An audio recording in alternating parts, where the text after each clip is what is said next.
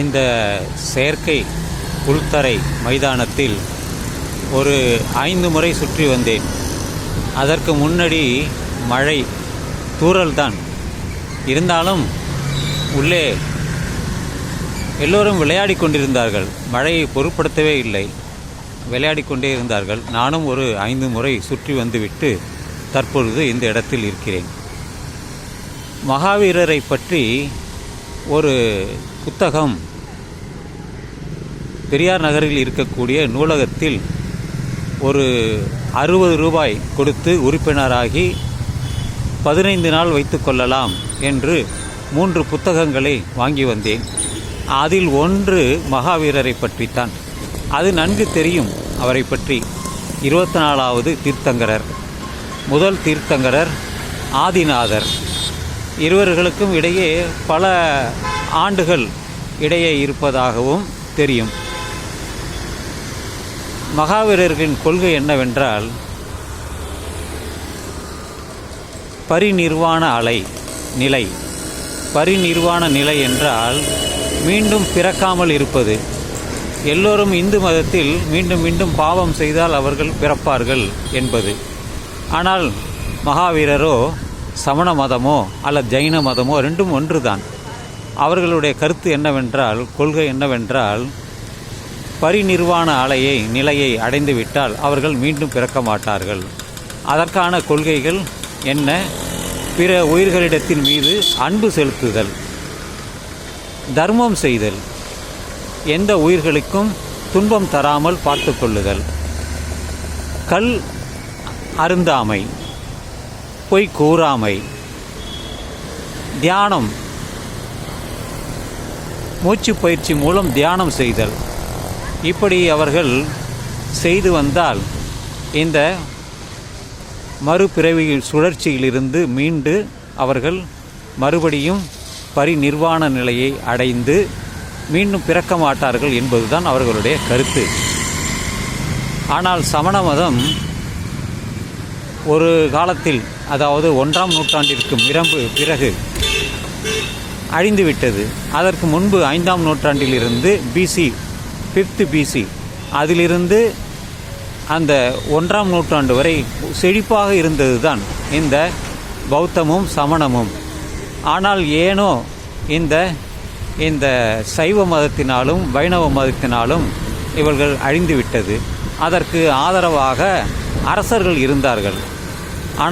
ஆனாலும் இன்று பௌத்தமும் சமணமும் தமிழ்நாட்டில் மட்டுமல்ல, இந்தியாவில் மட்டுமல்ல, பல இடங்களில் அந்த சமணர்கள் அவர்கள் அடையாளம் தெரியாமல் அவர்கள் வாழ்கின்றனர்.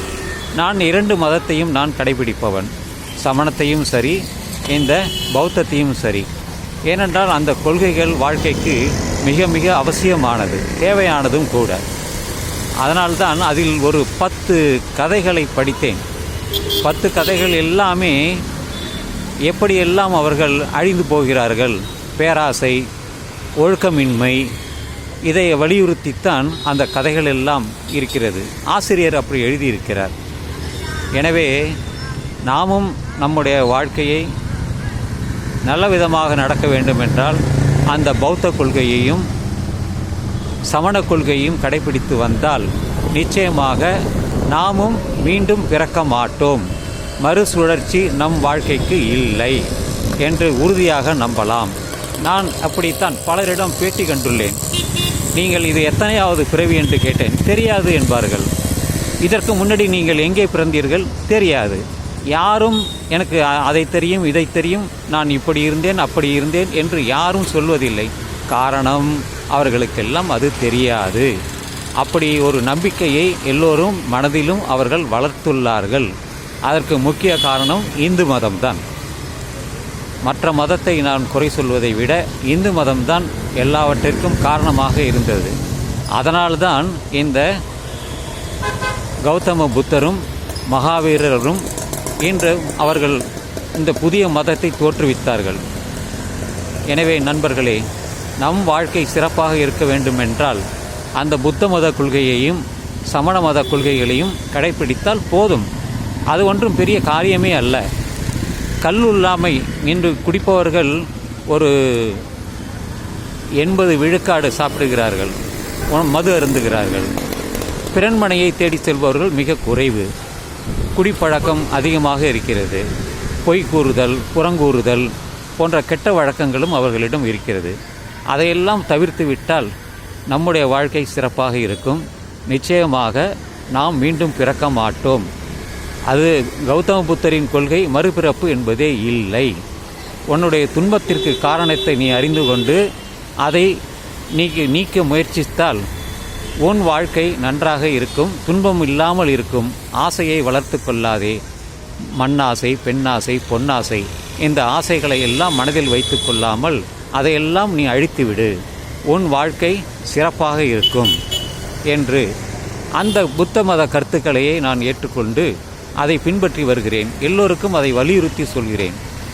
ஏனென்றால் நாம் மீண்டும் பிறப்போம் என்பதற்கான உறுதி இல்லை.